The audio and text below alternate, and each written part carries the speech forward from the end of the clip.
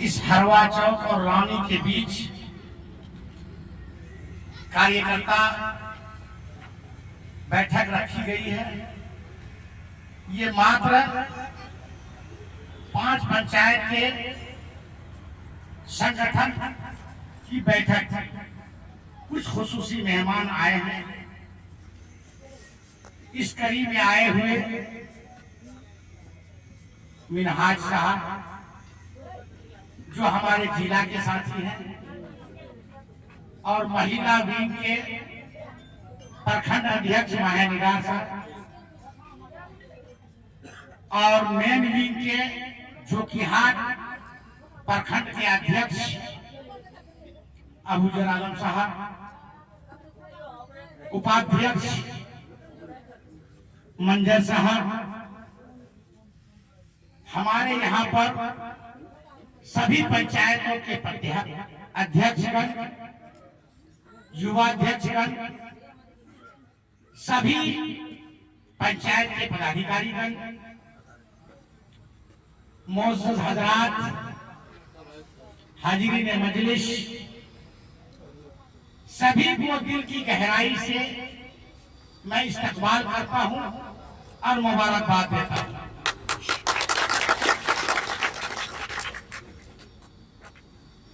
आज MIM के banner तले हम लोग सभी लोग यहाँ पर जो कि हाट विधानसभा का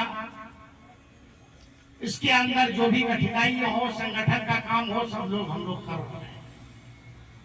जैसा कि मालूम है कि 2020 का चुनाव में जो कि हाट विधानसभा से MIM का ही कैंडिडेट जीता था। हमारे पूर्व वक्ता बताए अभी टिकट मेरे नाम का घोषणा हुआ ओवैसी साहब के ट्विटर हैंडल से, लेकिन मेरे बिहार सदर अकबर ईमान को कुछ मजबूरियां थी, परेशानियां थी। टिकट शाहनवाज आलम को दिया गया, जो आरजेडी उसको टिकट से बेदखल कर दिया था, बाहर का रास्ता दिखाया था। हमारी पार्टी ने उसको इज्जत दिया और यहाँ के लोगों ने ओवैसी साहब के दर्द को समझा और देश के दर्द को समझा कि हमारा एक एक वोट असदुद्दीन ओवैसी साहब को, मजलिस को मजबूत करेगा और हम एक एक वोट देंगे, तभी ओवैसी साहब मजबूत होगा। इस कड़ी में यहाँ के अक्सरियत में अवामुल नास सभी लोगों ने अपना वोट मजलिस के कैंडिडेट को दिया और बैरिस्टर असदुद्दीन ओवैसी के नाम से दिया। क्योंकि देश में जो खरफशार था, जो बातें हमारे बैरिस्टर साहब रखते हैं, उनको देख के दिया कि हमारा बैरिस्टर, हमारा कायद मजबूत होगा और मेरी कयादत होगा और जो देश को जरूरत है। लेकिन वो आदमी हमारी पार्टी को चंद पैसे के लालच में छोड़ करके गया और यहाँ के पूरे अवामुल नास को, पूरे मुसलमानों को देश के नजर में बेच डाला। मेरी जो ईमान की ताकत थी, जो हमारे दुश्मन पहचानता था, उसको महसूस हुआ कि हम इन मुसलमान यानी जो नुमाइंदा बन के आया है, चंद पैसे में खरीद सकते हैं। और उन्होंने बोली लगाया और खरीदा। हमारा नुमाइंदा जो यहाँ से हमारा वोट लेके गया और अपने जमीर को बेचा और जाकर आरजेडी में शामिल हो गया। लेकिन मेरा मानना है इस पार्टी का एक व्यक्ति गया जो 60,000 वोट दिया था, उसमें एक वोट घटा और 20,000 वोट अतिरिक्त जुड़ा। जो भाई हमारा वोट देने से रह गया, उनको महसूस हुआ हमको दूसरे को वोट नहीं देना चाहिए। हमारे पार्टी का जो सरबराह है, जो कायद है, उन्हीं को देना था।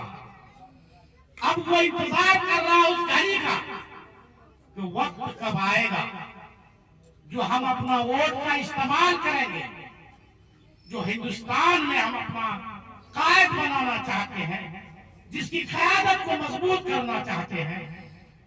हम वोट डालेंगे, जो हमसे गद्दारी किया है हम उससे बदला लेंगे, ताकि ये सनद रहे और याद रहे, ऐसा करने वाले को कभी हम माफ नहीं करेंगे।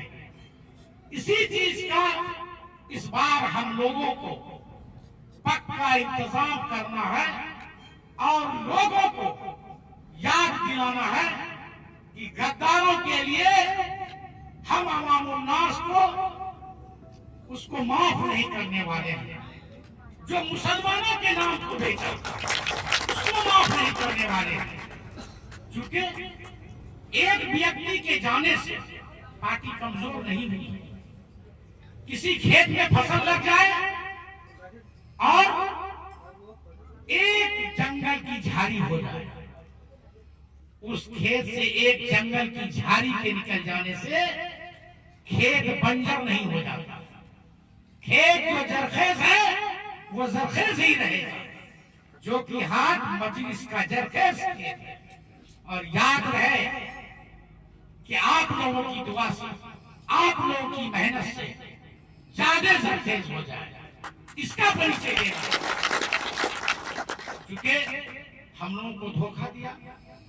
एक बात, एक आम आदमी चले जाए कोई परवाह नहीं है, लेकिन हम जिसको नुमाइंदा बनाए 60,000 वोट दे दे और वो आदमी पूरे हिंदुस्तान में हम लोगों को ऐसा गिला शिकवा के लिए मजबूर कर दे और हमारे जो मुखालिफिन है उनके नजर में ये आ जाए कि ये मुस्लिम बिकने वाला है।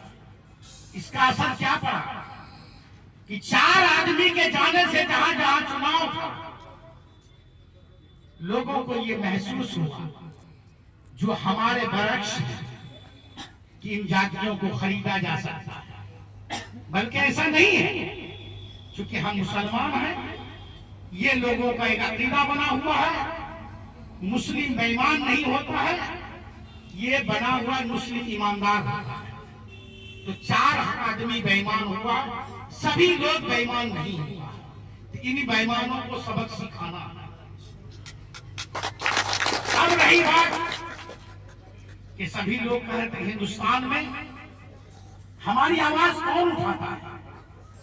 जब भी किसी जालिम द्वारा हम सताए जाते हैं, हमारे ऊपर जुल्म ढाया जाता है, हमारे शरीयत, हमारे मिल्लत, कौम के खिलाफ कोई ऐसा कानून लाता है जो हमारे ईमान पर खतरा हो, आने वाला वक्त में खतरा हो, एक वाहिद व्यक्ति है वही आवाज उठाता है। वो नाम है बैरिस्टर असदुद्दीन ओवैसी साहब। सभी पार्टियां, सभी जातियां अपना अपना कायद बना लिया, अपना अपना रहनुमा चुन लिया। हम लोग आज तक चुन नहीं सके। हमेशा हम लोगों को सभी लोगों ने धोखा दिया है। अभी एक लोग कह रहे थे कि आप और दीगर पार्टियों में थे, आप यहां आ गए।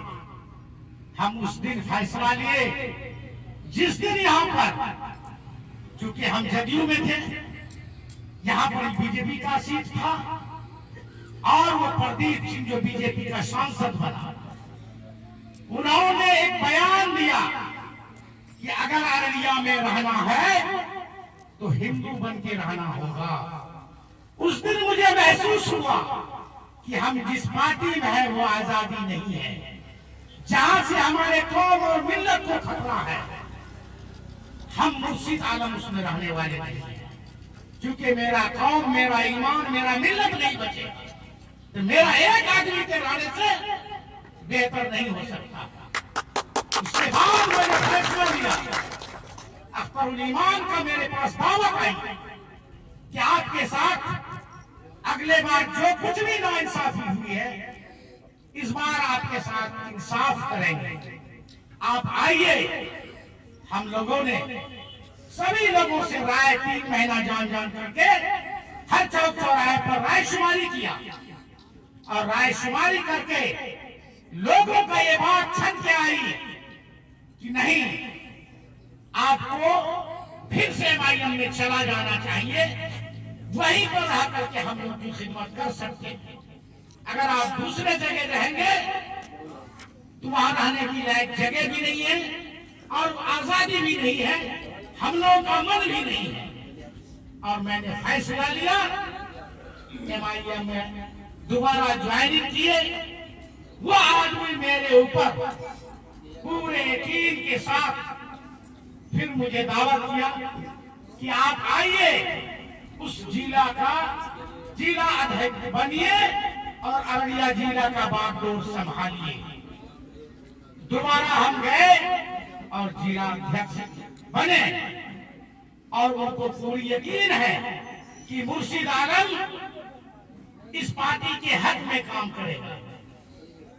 और मैं पूरे तरह से आप लोगों को यकीन दिलाता हूं कि हम इस पार्टी में रह के ही आप लोगों की खिदमत कर सकते हैं और इसी पार्टी में रहेंगे, चाहे जो भी हमको मुसीबतों का सामना करना पड़े या आप लोगों के आशीर्वाद से पद पर चढ़ेंगे, फिर भी रहेंगे।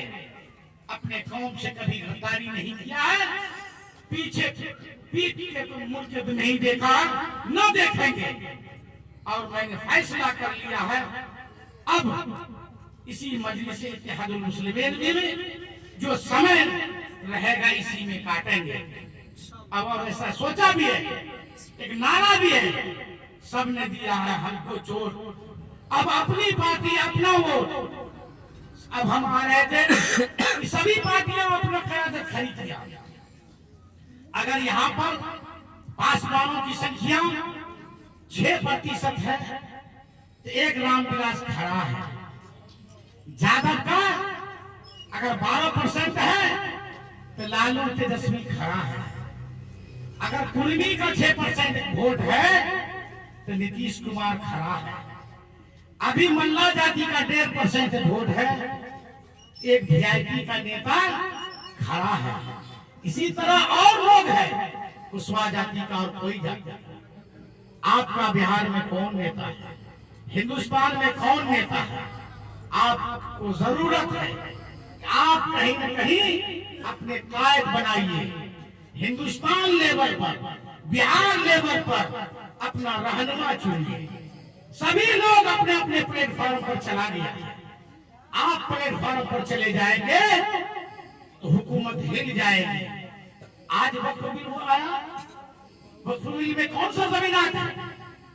चाहे मस्जिद की जमीन है, मदारिस की जमीन है, खानका की जमीन है, कब्रिस्तान की जमीन है, यही दिगर जमीन है।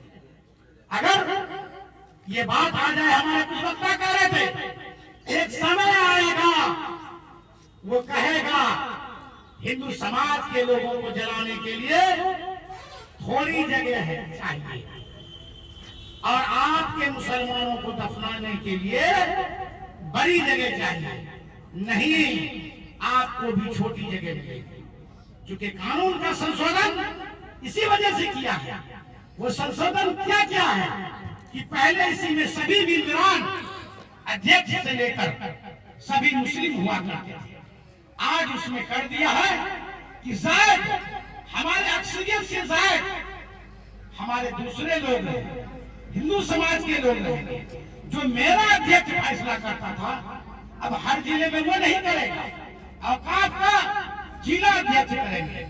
और ये बात संशोधन में आई है कि कोई ऐसी जगह होगी, अगर कोई दावा पेश करेगा, हाँ वो मस्जिद क्यों नहीं हो, कब्रिस्तान क्यों नहीं हो, खानका क्यों नहीं हो, मदारिस क्यों नहीं हो, कि ये जमीन हमारी है और इसमें जबरदस्ती दखल किया गया है, उस वक्त ये कानून बना दिया गया है कि उस जगह में पाबंदियां लगा दी जाएगी, ताला मार दिया जाएगा, जब तक कि कोई ठोस फैसला नहीं होगा। कुछ बातें हैं यह वक्फ यूजर की, कुछ ऐसा है कि जो जमीन अब है हमारे वक्फ के पास, बहुत पहले से वक्फ के अंदर है, उनके कब्जे में है, लेकिन उनका कागजात नहीं है। क्योंकि हम लोग जानते हैं ये जो कब्रिस्तान है या और दीगर जगह जमीन है, हमारे पुरखों ने, हमारे बाबा अजदाद ने अपने ईसाने सवाब के लिए, अपने आखिरत संवारने के लिए वो जमीन उन्होंने वक्फ कर दी, यानी दान कर दिया। तो कई सौ साल भी हो गया, उसकी कागजात जिसके पास था वो मरमईन हो गए, इस दुनिया में नहीं है, बचन बसे, वो कागजात नहीं है। ऐसी सूरत में उन्होंने कहा कि जिसका कागजात पेश नहीं कर सकेगा वो जमीन चाहे बिहार गवर्नमेंट की हो जाएगी या केंद्र सरकार की हो जाएगी। हम कितने जगह का सबूत दे